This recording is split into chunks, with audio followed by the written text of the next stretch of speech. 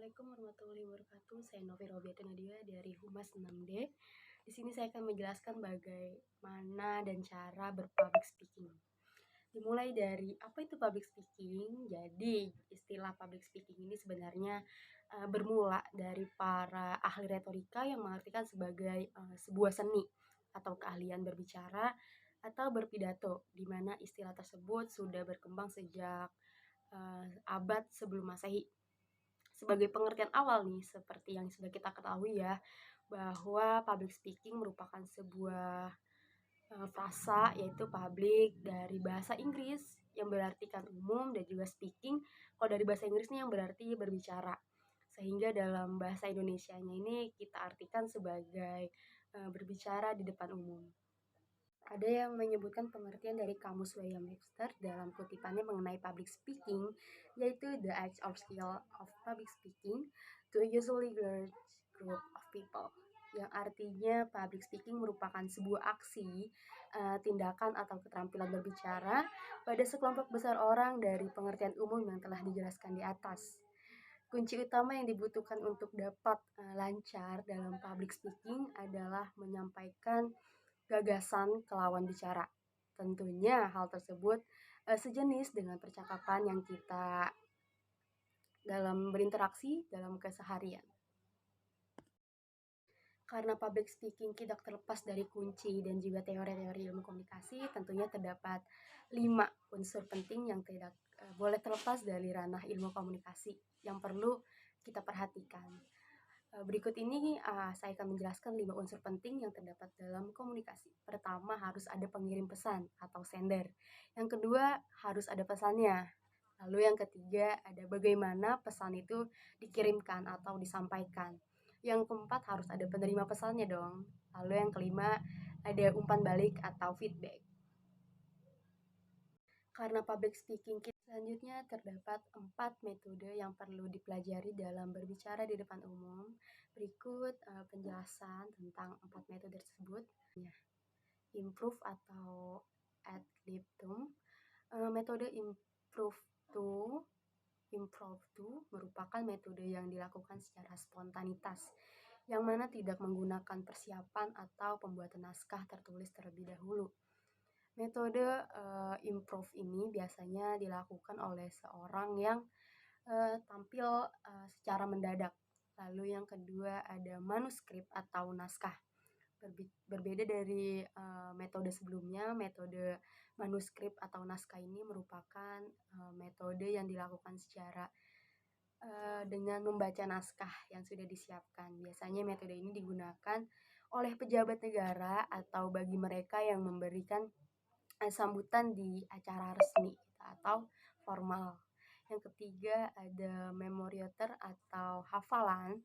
Seperti istilah yang digunakan, metode memoriter atau hafalan adalah metode yang dilakukan dalam berbicara di depan umum dengan menghafalkan teks atau juga dengan naskah yang sudah disiapkan sebelumnya, sehingga pada saat pembicara akan menyampaikan pidatonya atau menyampaikan pesannya, pembicara tidak lagi menggunakan teks atau naskah yang dibuatnya, karena keseluruhan dari teks itu sudah dihafalkan oleh dia. Lalu yang keempat ada extempore atau using notes. Dari keseluruhan metode di atas, metode extempore merupakan metode pilihan yang sangat dianjurkan untuk pembaca atau pembicara, karena metode ini dilakukan dengan menggunakan teks atau naskah pidato yang hanya berisikan outline atau garis besarnya dan juga pokok-pokok penunjangnya. Dengan menggunakan outline dan pokok penunjangnya, keduanya akan menjadi pendoman untuk mengatur gagasan dalam pikiran untuk disampaikan ke publik. Kemudian ada 5 tips mengembangkan kemampuan public speaking.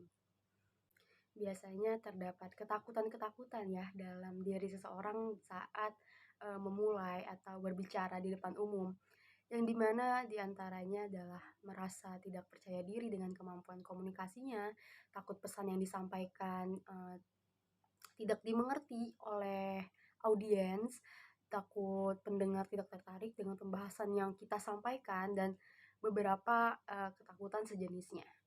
Yang pertama, demam panggung. Nah, demam panggung ini adalah hal yang biasa.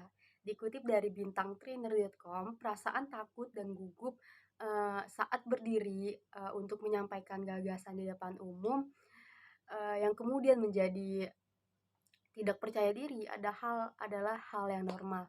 Nah, di mana setiap orang pasti merasakan yang namanya demam panggung ya, nervous. Ya, rasa cemas yang ditimbulkan seperti cemas jika topik yang disampaikan tidak sesuai dengan harapan audiens, takut dengan uh, kesalahan dalam penyampaian topik, dan juga cemas jika penampilan yang kita berikan itu akan buruk dan malah mempermalukan diri kita sendiri. Dari keseluruhan tersebut, uh, tentunya dapat diatasi dengan melakukan persiapan sebelum memulai berbicara depan publik. Selain itu, lakukan latihan secara terus-menerus sebelum berdiri di atas panggung dan menyampaikan gagasan ke publik. Jadi, jadikan rasa cemas ini sebagai memunculkan penampilan yang luar biasa. Tentunya, tanpa adanya rasa cemas, pembahasan yang disampaikan akan terlihat membosankan. Yang kedua, ada percaya diri dan salurkan energi yang positif. Seperti yang sudah dijelaskan sebelumnya bahwa energi negatif seperti ketakutan-ketakutan yang muncul secara tiba-tiba ketika kita berbicara di depan akan lebih menghantui. Dengan begitu, cara mengatasinya adalah dengan membuang jauh-jauh energi negatif tersebut dan berikan energi positif ke publik karena hal tersebut dapat mempengaruhi publik. Yang ketiga, lakukan interaksi dengan peserta. Membangun interaksi antara pembicara dengan audiens atau peserta merupakan hal yang sangat penting saat kita berbicara di depan umum. Lakukan interaksi dengan peserta secara baik tapi tidak berlebihan. Enggak sih, kalau public speaking itu bukan cuma ngomong terus, tapi kita juga perlu yang namanya interaksi dengan audiens. Berikut tipsnya. Yang pertama, siapkan pertanyaan kepada audiens. Kamu bisa memberikan pertanyaan kepada audiens tujuannya agar komunikasinya nggak cuma satu arah, tapi juga dua arah. Contohnya, oke teman-teman, kita sudah belajar 3 hal dalam public speaking. Ada yang masih ingat? Ya, yes, betul. Yang pertama ada persiapan fisik. Terus yang kedua, nah persiapan materi. Yang ketiga, ya persiapan mental. Kayak gitu ya teman-teman. Terus yang kedua ini kita bikin games atau ice breaking.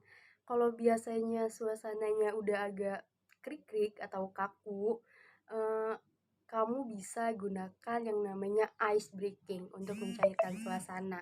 Dan kelebihan lainnya itu ice breaking dapat digunakan untuk bonding antara pemateri atau pembicara dengan para audiens. Keempat, ada pertimbangan penampilan. Dari keseluruhan tips di atas, tentunya ada hal penting yang untuk dilihat dari segi visual seseorang saat berbicara di depan umum adalah penampilan. Tentunya publik atau peserta akan lebih memperhatikan seseorang yang berpenampilan rapi, tentunya dengan memanfaatkan pakaian dan juga aksesoris yang kita miliki. Memiliki penampilan rapi dapat dengan mudah dipelajari. Sebaliknya, jika kita berbicara di depan umum dengan pakaian yang lusuh dan juga tidak rapi, tentunya akan membuat publik atau peserta itu merasa bosan dan mengalihkan perhatiannya dari kita. Dan pemaparan materi yang saya sampaikan kurang lebihnya mohon maaf. Wassalamualaikum warahmatullahi wabarakatuh.